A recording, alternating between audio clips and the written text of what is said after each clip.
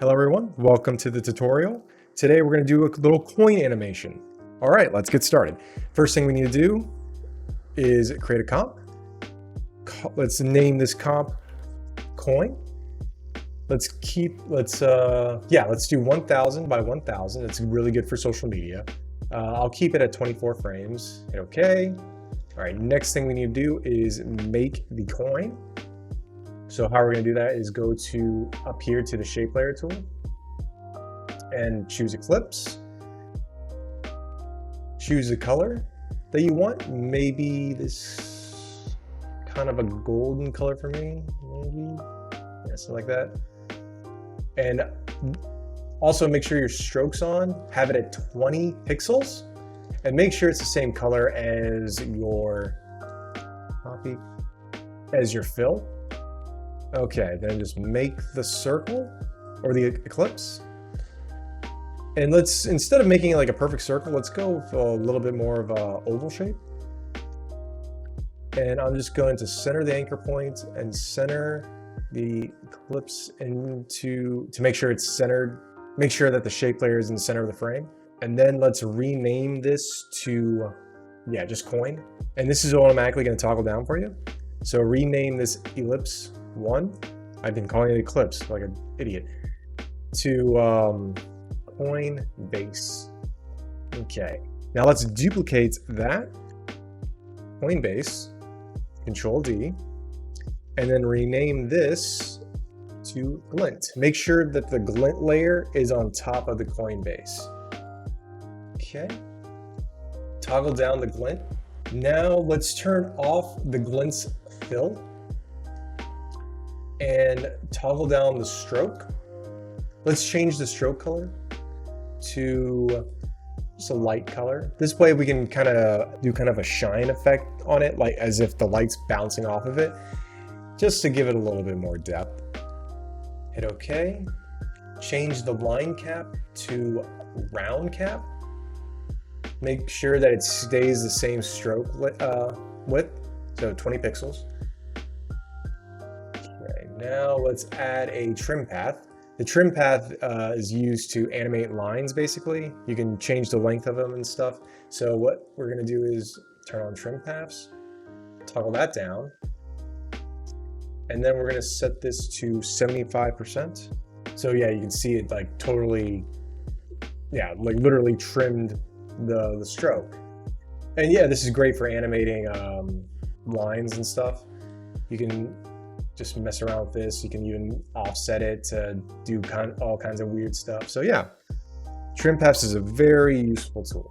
So now we got kind of the little shine right there. Let's duplicate the glint so we can add a little bit of shading to it too.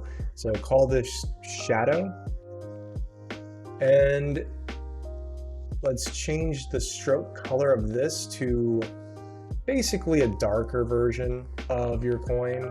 Yeah, maybe something like that. And then untoggle the stroke, toggle down the trim paths, and you just want to go to the offset and just kind of bring it down to the bottom right. Just trying to get as opposite to the glint as possible. And then boom, you got that part of the coin. Let's save. Let's see.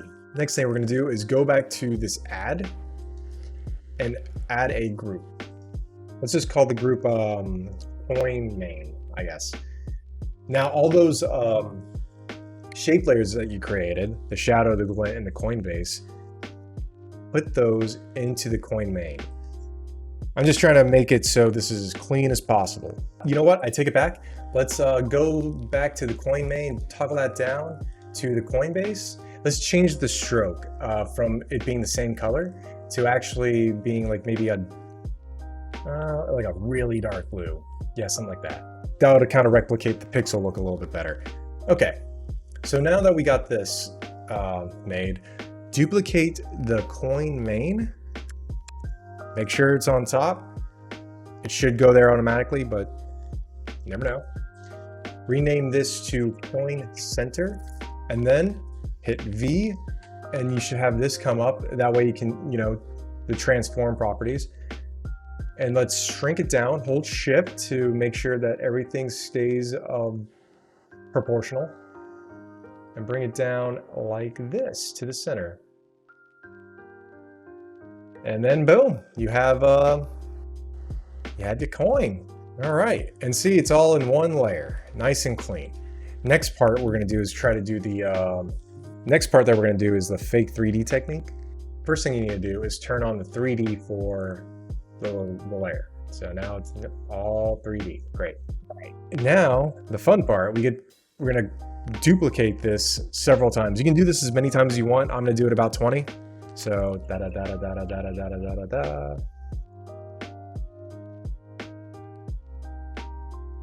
All right, so there should be 21. I'm gonna name the top one coin controller. And then the next thing you want to do is parent all the coins to the coin controller. All right, now that we have that done, what we got to do is move each one of these coins back in 3D space by 1 pixel.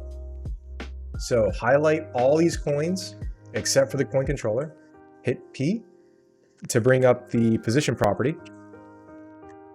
And right here is the Z control, or Z position.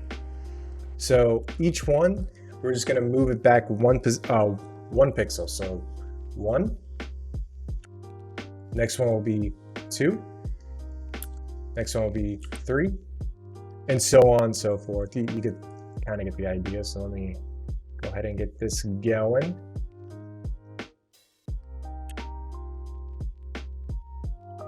Let me actually bring this, there we go, and I can see a little better.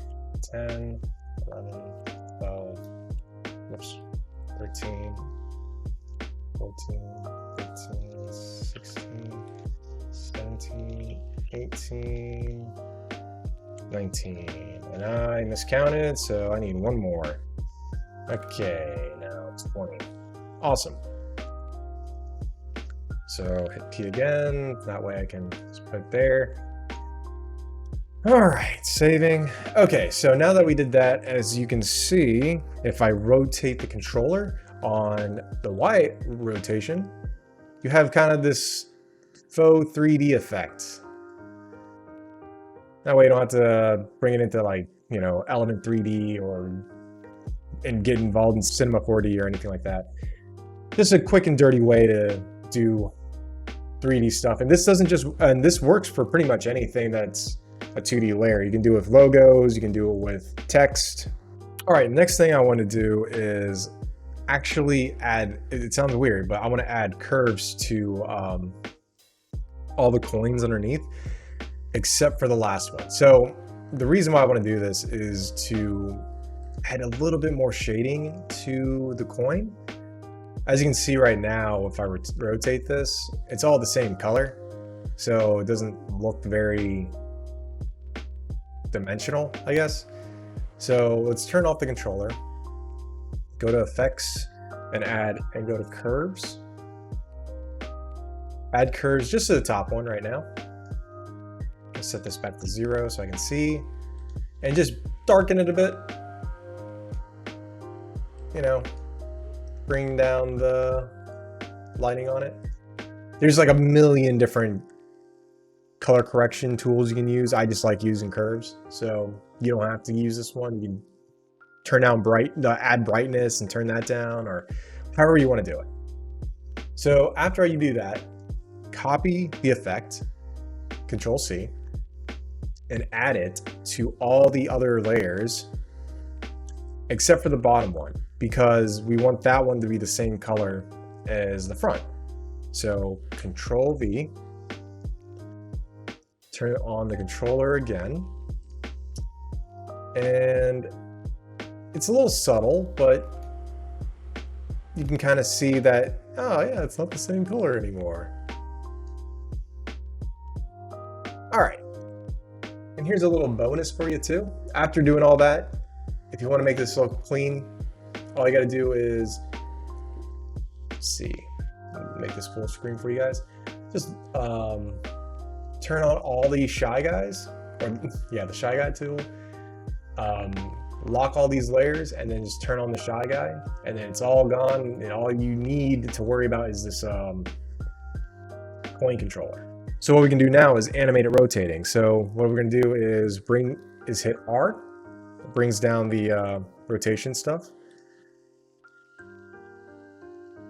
Let's rotate it on the Y-axis. So start there. I'll go 20 frames ahead. To do that, you hold Control, Shift, and the right arrow key. 1, 2. Set another keyframe. Then I'll go 10 forward, and then another 10 forward. The reason why I'm doing this is so I can add a little bit of what's it called, follow through. So let's see. It starts at 0 there. Let's say it spins twice. Whoops. Well, right here it spins twice. So just put 2 here, 2 here, and then 2 here. Okay, so it's going to rotate 1 time, then another time. All right, so it does its 2 rotations, but I want it to go a little bit more so it bounces back. So let's go. Let's just say 10. Make it simple. All right, go 10 there. Then it's gonna bounce. Then it goes forward a little bit more. Then it has to bounce back a little bit. So let's go. Just drag this back to 1 rotation plus 355. And then it's gonna stop right at 2. This is what we got right now.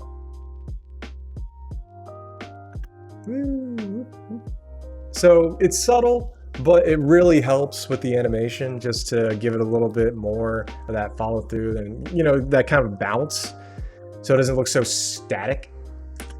All right, now let's easy ease these keyframes. Highlight the keyframes, hit F9.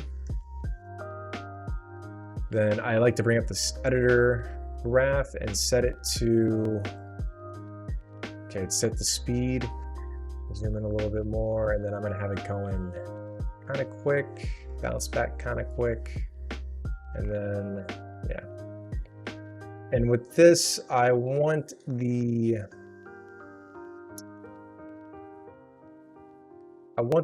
timing to be a little different, honestly. So I'm gonna bring this back maybe 1, 2, 3, 4, 5 frames. These 2 keyframes back 5 frames and see how that looks.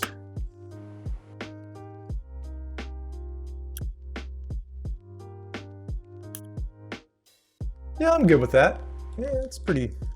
Woo. All right. And it's really slow on going back to its final position. So that's good. That's good. Okay, next thing we're gonna do is we're gonna make a new comp. We can name this pixel coin, and you know, keep all the same stuff, the width, height, and frame rate. So the next thing we want to do is bring the coin comp that we just made into the pixel coin comp. All right, it's a little big right now, so let's bring that down to 50%. So click on your coin, hit S to bring up the scale, and then let's go 50%. All right, so now Control minus to zoom out of the comp a little bit. All right, now we want to add the effect to give it that pixel look. So it's called CC ball. Ball action. So type that into the effects panel and just drag it onto the coin. And that kind of gives it, yeah, that faux pixel look. And you can adjust this however you want. Bring up the, yeah, I mean, obviously try to make it look good, but yeah, you can kind of change it however you want to. I'll go with something like 7. You can change the ball size. Yeah, you can do all kinds of fun stuff with it. But anyway, now that we got it in here, you can see that it kind of rotates and it still has that little bit of depth to it, you know? Like, it's subtle, but it's something. Yeah, you can even see, like, you know, how you turned it down on the, and you can see the curve effects too, right here. Like, it's a little bit darker on the edges. So yeah, like right there. So it gives it, it's all subtle, but it gives it a little bit of something. So next thing I would do is do the pop-up animation, or just literally position it coming into the frame. So go to coin, hit P to bring up position, keyframe this. I'm going to do what I did last time, Control Shift forward to go forward 20 frames, and then turn on then hit the keyframe button, forward 1, go forward 10 frames, forward 1, go forward 10 frames. All right, then we go back to the first frame, and then we just drag it down until it's out of the frame. Then we go to the next frame, go up a little bit, go up by 50. So it's at 50 right now, so minus 50, and it's gonna go 450. Yeah, it does a little bit of, it can do a little bit of addition and subtraction for you when you type it in the properties. Okay, let's go to the next frame. And I'm gonna do half of 50 for it to go back down to give that bounce effect again, like we did with the rotation. So 525, it'll go down a little bit, and then it should stay in, then it's gonna go to the 500 back to the center. Now, I know you're probably seeing like some weird stuff right here. I don't know if you can see that properly, but right now it's kind of a little exaggerated because there's a Bezier on the motion right now. So when that happens, what you got to do is highlight all your keyframes, right click, go down to keyframe interpolation, and set this to linear.